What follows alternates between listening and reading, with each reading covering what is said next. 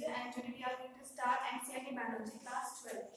So students, आप देख सकते हैं कि आज हम अपना फर्स्ट यूनिट स्टार्ट कर रहे हैं which is reproduction, in which we discuss about the all the chapters. So first chapter we have reproduction in organisms.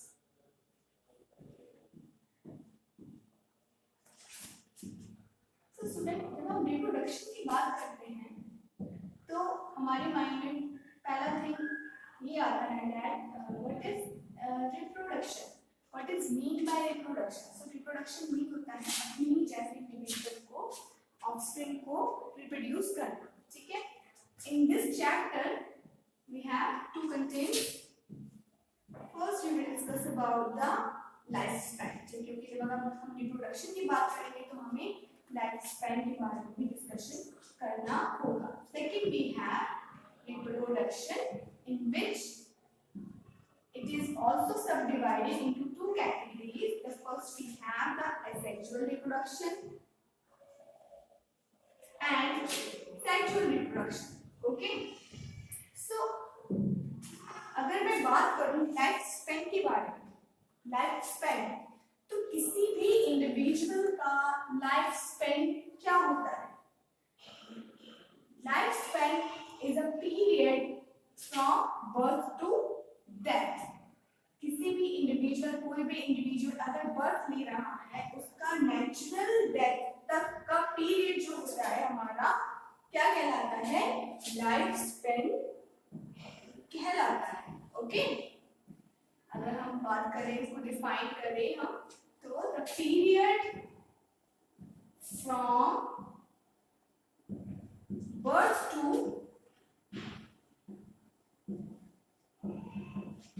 natural death. अब natural death के से क्या मतलब है यहाँ पर? क्योंकि देखो अगर कोई ऑर्गेनिज्म है, हमारा लिविंग ऑर्गेनिज्म है, जाहिर सी बात है, तो लिविंग ऑर्गेनिज्म बर्थ ले रहा है. अब अगर वो 2 दिन बाद या 15 डेज बाद या 40 डेज बाद क्या हो जाता है, उसकी डेथ हो जाती है किसी भी अनसर्टेनिटी के अकॉर्डिंग, तो क्या होगा, उसको हम नेचुरल डेथ कहेंगे? नहीं.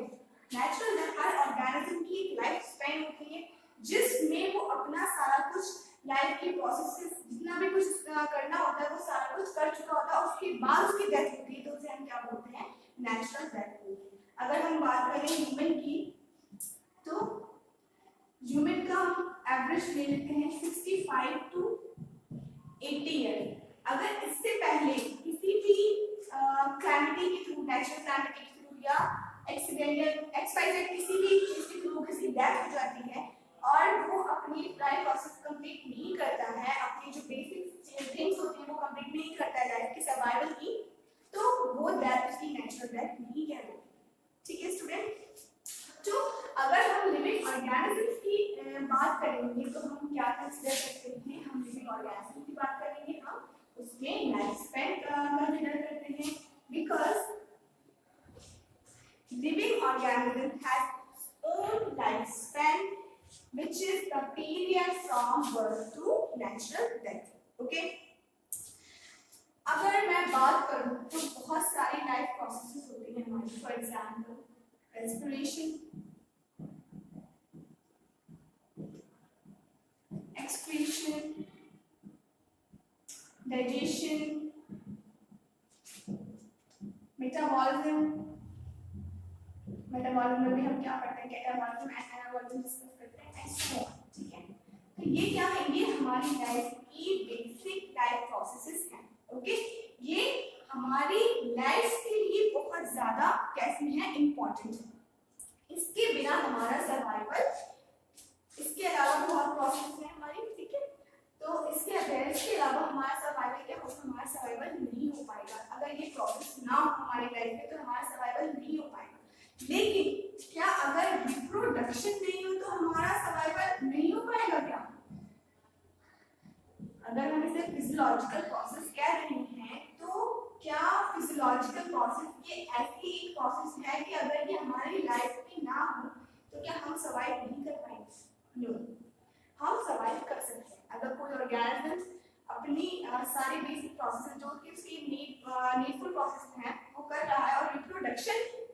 है तो वो अपना आराम से अपना लाइफ स्पैन कंप्लीट कर सकता है. Okay, so reproduction is defining as a physiological, but without reproduction we can survive. Okay students, so अगर हम reproduction को define करें तो क्या होगा, इसकी कुछ ऐसी, ये अगर मतलब ये क्यों जरूरी है हमारा, अगर हम इसके बारे में देखें तो it is a essential process. जरूरी है, काफी हमारे सर्वाइवल के लिए नहीं कह सकते हम जरूरी है, बट हमारी एग्जिस्टेंस के लिए जरूरी है. It is a essential process. Okay, it is a defining property.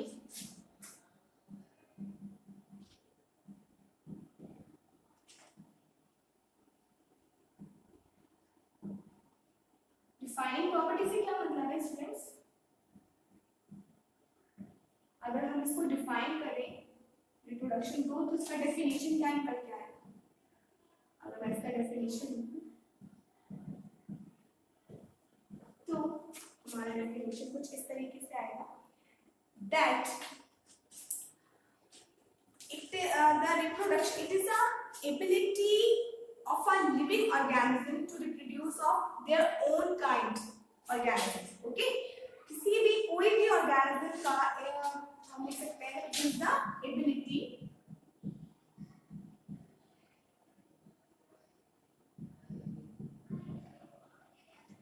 of an organism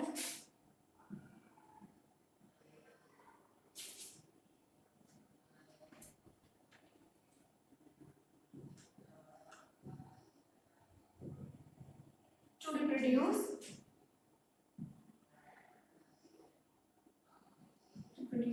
their own kind of individual.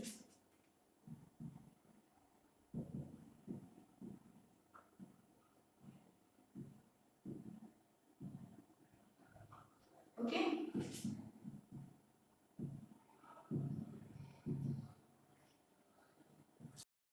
it is the definition of reproduction. It is the ability of an organism to reproduce their own kinds of individual.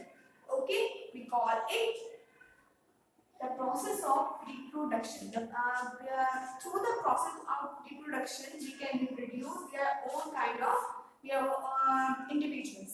Okay, अगर मैं बात करूँ हम 5 kingdom की classification की बात करें तो डिफरेंट हमारे ग्रुप्स आते हैं, जिसमें हमारे कुछ मल्टी सेलुलर ग्रुप्स होते हैं, यूकैरियोटिक, कुछ हमारे प्रोकैरियोटिक यूनिसेलुलर ग्रुप्स होते हैं. That we have the मनिरा,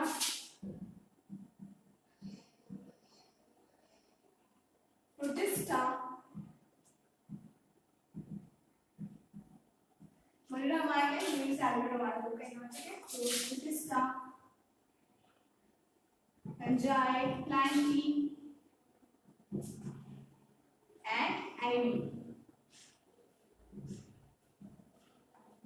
Okay, this is plant और also हमारा अगर मैं बात करूँ malaria is a unicellular prokaryotic, protista is a unicellular eukaryotic, fungi is a multicellular eukaryotic, plants also multicellular eukaryotic, and animalia we have also multicellular eukaryotic. Okay, so अब जो हमारी species to species हम बात कर रहे हैं reproduction की, तो हमारा जो रिप्रोडक्शन का एक कॉन्सेप्ट है तो वो स्पीशीज टू स्पीशीज वैरी करता है. कैसे? हर एक स्पीशीज किसी भी दूसरे स्पीशीज में कभी भी रिप्रोडक्शन नहीं करती. क्यों?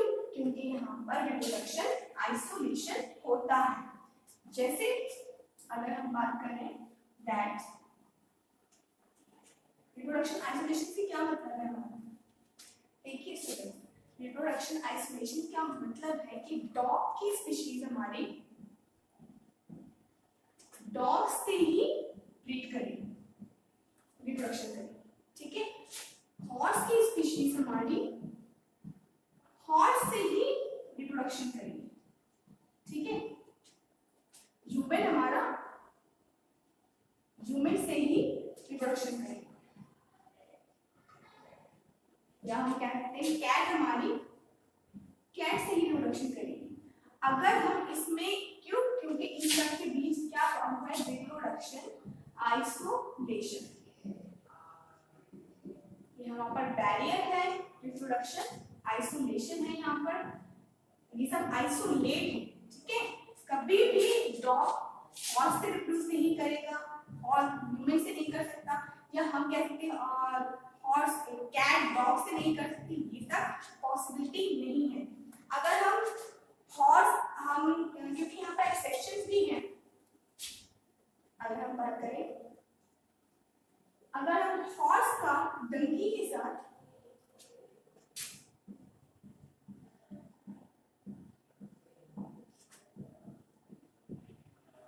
रिप्रोडक्शन करा तो क्या बनता है हमारा, म्यूल एंड हिनी, व्हिच इज ये कैसा होता है, ये हमारा फर्टाइल नहीं हो सकता, हमारी जो ऑफस्प्रिंग बनी है हमारी कैसे बनी, स्टेराइल बनी। तो इसके बाद क्या होगा, ये आगे रिप्रोड्यूस नहीं करेगी, तो इसीलिए हमारे क्या यहाँ पर क्या कॉन्सेप्ट बनता है, हमारा रिप्रोडक्शन आइसोलेशन का कॉन्सेप्ट बनता है, ठीक है। अब मैं बात करूं तो हमने जो बात की यहाँ पे, हमने क्या बात करी, हमारा जो हमारी रिप्रोडक्शन की प्रोसेस है, हमारा जो इसका कॉन्सेप्ट है पूरा, ये हमारा स्पीशीज टू स्पीशीज वैरी कर रहा है, तो हर एक स्पीशीज अपनी ही स्पीशीज की इंडिविजुअल से क्या करेगी, रिप्रोडक्शन करेगी, ठीक है। कोई भी अदर स्पीशीज से इंटरेक्शन नहीं करेगी, रिप्रोडक्शन नहीं करेगी, क्योंकि जो ऑफस्प्रिंग बनेगी अगर हम उसका करा भी दें तो कैसी ऑफस्प्रिंग बनेगी, हमारी स्टेराइल बनेगी, आगे उसका कुछ नहीं बनेगा, आगे वो रिप्रोडक्शन नहीं कर सकेगी, ठीक है। इसीलिए हम कहते हैं दैट यहाँ पर हम रिप्रोडक्शन आइसोलेशन का कॉन्सेप्ट लेते हैं, ठीक है।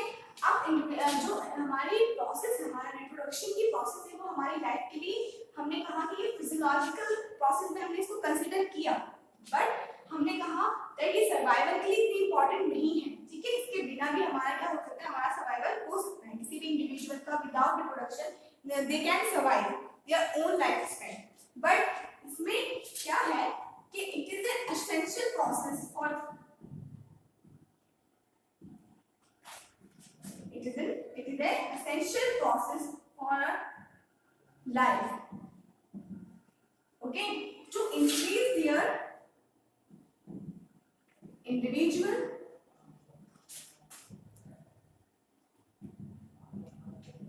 okay, ये हमारी कैसी प्रोसेस है, हमारी एसेंशियल प्रोसेस है अपने इंडिविजुअल को इंक्रीमेंट के लिए, और this is also very essential for their existence. Okay student, ये हमने ओवरऑल अपना रिप्रोडक्शन का नीड पढ़ी कि हमारे रिप्रोडक्शन की मतलब जो किसी भी ऑर्गेनिज्म की, किसी भी लिविंग ऑर्गेनिज्म की लाइफ के रिप्रोडक्शन का क्या महत्व है, ठीक है, क्या इंपॉर्टेंस है। अब हम बात करें डिफरेंट ऑर्गेनिज्म की लाइफ स्पैन के बारे में कि किस ऑर्गेनिज्म की लाइफ स्पैन कितनी होती है, ठीक है। तो मैं एक चार्ट बना रही हूँ यहाँ पर, यहाँ पे आप देखेंगे वे एक तरफ मैं लिखती हूँ ऑर्गेनिज्म, ओके, और ये मैं यहाँ लिखूंगी life span, okay. First we have mayfly, इसका तो लाइफ स्पैन होता है बहुत छोटा होता है, ओनली 1 डे। ये क्या करेगी, ये 1 डे में ही पैदा होती है, 1 डे में ही अपना सारा कुछ करके प्रोडक्शन करके फिर 9 तक फिर पूरे 1 डे में चली जाएगी, मतलब इसकी डेथ हो जाएगी, ठीक है। सेकंड वी हैव बटरफ्लाई, इसका जो लाइफ स्पैन होता है वो हमारा कितना होता है, 2-3 डेज का, okay. Third we have banana,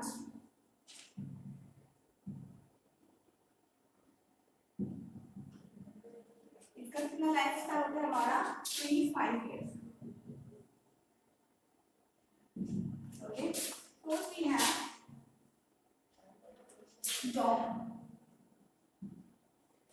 इसका कितना होता है हमारा, ये स्पीशीज टू स्पीशीज वैरी करेगा क्योंकि इसमें बहुत सारी स्पीशीज आती हैं, तो हम इसका एवरेज ले लेते हैं, हम इसका ले लेते हैं 18 to 27 years, आप यहीं से कंटिन्यू करना, मैं ऊपर से लिख रही हूँ।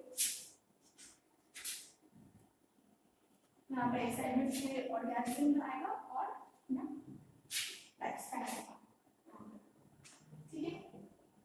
नेक्स्ट वी हैव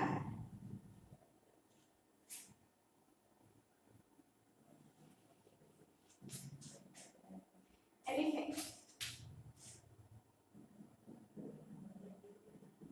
इसका कितना होता है हमारा 16 to 27,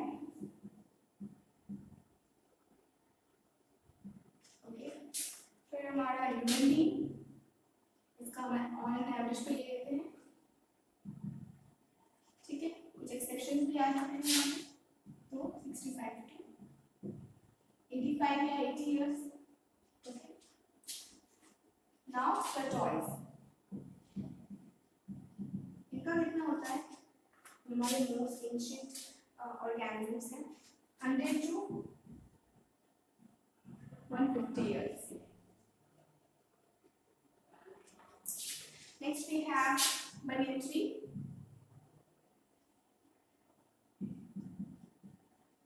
इसका कितना होता है हमारा काफी ज्यादा 200 to 300 years, okay. And the last one parrot भी कंसीडर कर सकते हैं। पैरेट का भी काफी होता है, कितना छोटा ऑर्गेनिज्म बट इसका लाइफ स्पैन काफी ज्यादा होता है, 120 years, okay student. So this is the, हमने कुछ ऑर्गेनिजम्स के नेम लिए, हमने कुछ ऑर्गेनिजम्स को कंसीडर किया और उनका यहाँ पर हमने लाइफ स्पैन देखा कि उनका कितने इयर्स का लाइफ स्पैन होता है, ठीक है। बेसिकली तो अगर हम बात करें तो लाइफ स्पैन को हम 4 स्टेजेस में क्या कर सकते हैं, डिवाइड कर सकते हैं। लाइफ स्पैन के अंदर कितनी स्टेजेस आती हैं हमारी, 4 स्टेजेस आती हैं।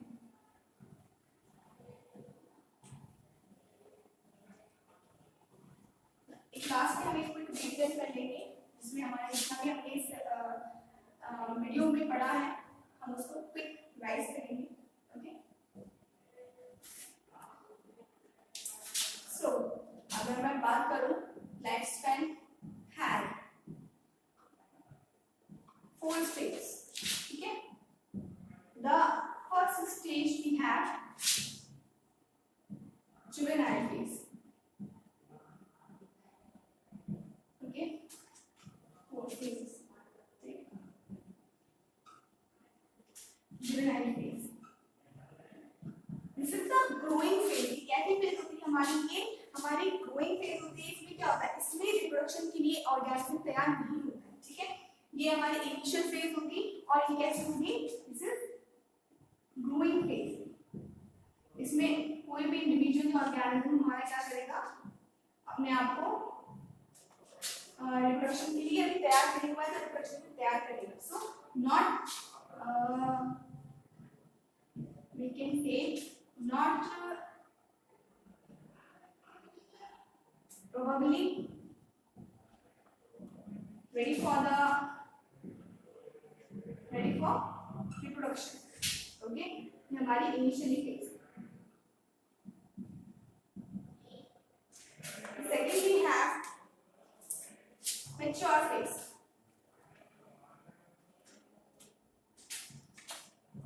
इसमें क्या होगा, ऑर्गेनिज्म रिप्रोडक्शन के लिए हमारा कंप्लीट तैयार हो जाएगा, ओके।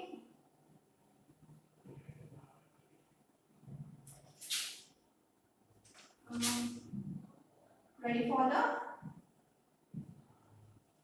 रिप्रोडक्शन, इसको हम क्या कह सकते हैं, और दूसरा नाम प्यूबर्टी फेज कह सकते हैं हम, क्योंकि आफ्टर द प्यूबर्टी फेज हमारा क्या होता है, ऑर्गेनिज्म हमारा रिप्रोडक्शन के लिए रेडी हो जाएगा, okay. Third we have ageing.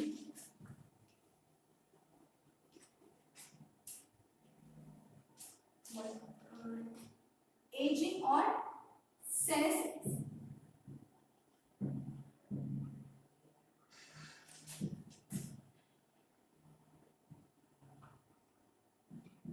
इस फेज में क्या होगा कि ऑर्गेनिज्म हमारा कैसा हो गया, पहले तो इनिशियली वो मैच्योर नहीं था, इनिशियली वो ग्रो हुआ, उसका ग्रोथ हुई, आफ्टर दैट उसका मैच्योर हुआ, वो रिप्रोडक्शन के लिए मैच्योर हो गया, अब वो मैच्योरिटी स्टेज में क्या रिप्रोडक्शन कर सकता है। एजिंग के प्रोसेस में जो भी, क्योंकि जो जैसे जैसे हमारी एज बढ़ती जाती है वैसे वैसे हमारे जो अंदर ऑर्गेनिज्म, अंदर जो हमारे ऑर्गन्स होते हैं वो कैसे रहते हैं, अपने एजिंग स्टेज में पहुंचते जाते हैं। अगर हम थायराइड ग्लैंड की बात करें तो जब छोटा बच्चा होता है उसका इम्यून सिस्टम कैसा होता है, उसमें काफी कैपेबिलिटी होती है, लेकिन जब कोई अगर हम ओल्ड पर्सन को कंसीडर करें तो उसमें कैसा होता है, हमारा उसकी इम्यूनिटी वीक होती है, बिकॉज हमारी थायराइड रेशियो शुरू में कितना, मतलब स्टार्टिंग फेज में हमारे में बर्थ आफ्टर बर्थ होता है किसी भी बच्चे का, इंडिविजुअल का, तो कैसा होता है वो टी सेल बहुत सारी निकालने की जो हमारे इम्यून सिस्टम स्ट्रॉन्ग करती है, बट जैसे जैसे हमारी एजिंग बढ़ती जाती है, थायराइड ग्लैंड जब मैच्योरिटी हो जाती है, हमारा इम्यून सिस्टम कैसा होता जाता है, हमारा इम्यून सिस्टम वीक होता जाता है। ठीक है, तो एजिंग फेज में क्या होगा, ये डिग्रेडेशन ऑफ बॉडी ऑर्गन,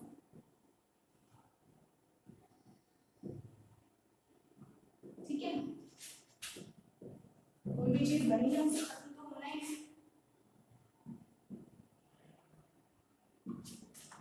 ठीक है, डिग्रेडेशन होगा हमारे बॉडी ऑर्गन का, ये कैसी प्रोसेस होगी हमारी, ये स्लो प्रोसेस होगी हमारी लाइफ की, ऐसे तो नहीं है ना एजिंग एकदम आ जाती है, या फिर बॉडी ऑर्गन हमारा एकदम से क्या कर लेता है, एकदम से हमारा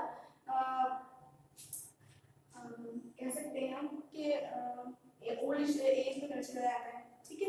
it is also a irreversible stage, ये कैसी स्टेज है लाइफ की, ये लाइफ की इरिवर्सिबल स्टेज है। इस स्टेज पे आने के बाद हम इसको रिवर्स नहीं कर सकते, हम इसको रिवर्स नहीं कर सकते, क्योंकि अगर कोई भी इंडिविजुअल होता है तो आपने देखा होगा कि हम उसे वो दोबारा से बच्चा नहीं बन सकता, ठीक है, कोई भी ऑर्गेनिज्म अगर जो कि क्या हुआ है, जो कि पैदा हुआ है वो बाद में दोबारा से बच्चे में कंसिडर नहीं हो सकता, ठीक है। तो ये कैसे फेज होते हैं हमारी, इरिवर्सिबल फेज में हमारी ये डिग्रेडेशन, हमारे कैसे ऑर्गन्स का हमारा डिग्रेडेशन होने लगता है, इसमें ये स्लो प्रोसेस है हमारी एंड प्रोग्रेसिव टू डिटरेशन, ओके, कैसे है progressive to deterioration, okay. Now we have last phase हमारी क्या है, death, fourth phase हमारी कैसी है, death, ठीक है। तो ये हमारी जो लाइफ स्पेन की हमारी 4 फेजेस होती है, एंड उसमें हमने देखा that first we have the juvenile, the blooming stage, and second we have the maturity phase, third we have the aging or senescence phase, and fourth we have death, okay. So this is all about the today's video, and हमने इससे बात की थी, हम एक quick revision कर लेते हैं इसका, that फर्स्ट हमने देखा, हम अपना चैप्टर में हमने देखा लाइफ स्पैन का, हमने देखा लाइफ स्पैन क्या है हमारा, किसी भी ऑर्गेनिज्म का birth to death, natural death period क्या कहलाएगा, हमारी लाइफ का लाइफ स्पैन कहलाएगा, ठीक है। अब हमने बात करें रिप्रोडक्शन की, तो रिप्रोडक्शन हमारी लाइफ के लिए कैसा प्रोसेस है, नीडफुल प्रोसेस है, हमारा एग्जिस्टेंस के लिए इंपॉर्टेंट है, बट बेसिकली अगर हम बात करें तो ये हमारी लाइफ के सर्वाइवल के लिए कोई इंपॉर्टेंस नहीं रखाता है, ये एग्जिस्टेंस के लिए इंपॉर्टेंस रखाता है हमारे जो प्रोसेस है लाइफ का, ठीक है। किस चीज के लिए हमारा होता है, need for the existence and it is important for variation, हमारे स्पीशीज में वेरिएशन आता है, हमने एवोल्यूशन चैप्टर पढ़ेंगे, वेरिएशन एंड इवोल्यूशन, ठीक है। इंक्रीज हमारा कैसा है, इंक्रीमेंट इन इंडिविजुअल,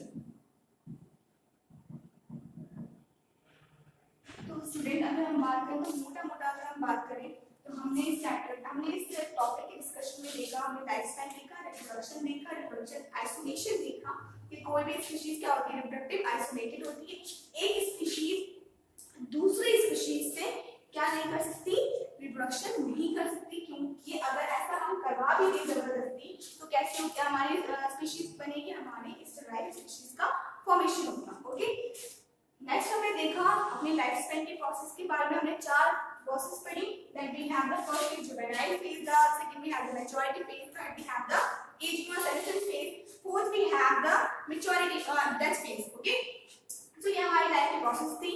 रिप्रोडक्शन की इंपॉर्टेंस क्या है, हमारे फिजियोलॉजिकल इंपॉर्टेंट नहीं रखा है, बट हमारे एग्जिस्टेंस के लिए, इंडिविजुअल के इंक्रीमेंट के लिए, हमारे स्पीशीज में वेरिएशन एवोल्यूशन के लिए बहुत इंपॉर्टेंट प्रोसेस है। Okay students, so this is all about the today's video. In the next video we will discuss about the reproduction, types of reproduction. So till then, like it, share it and comment in the comment section. Thank you so much.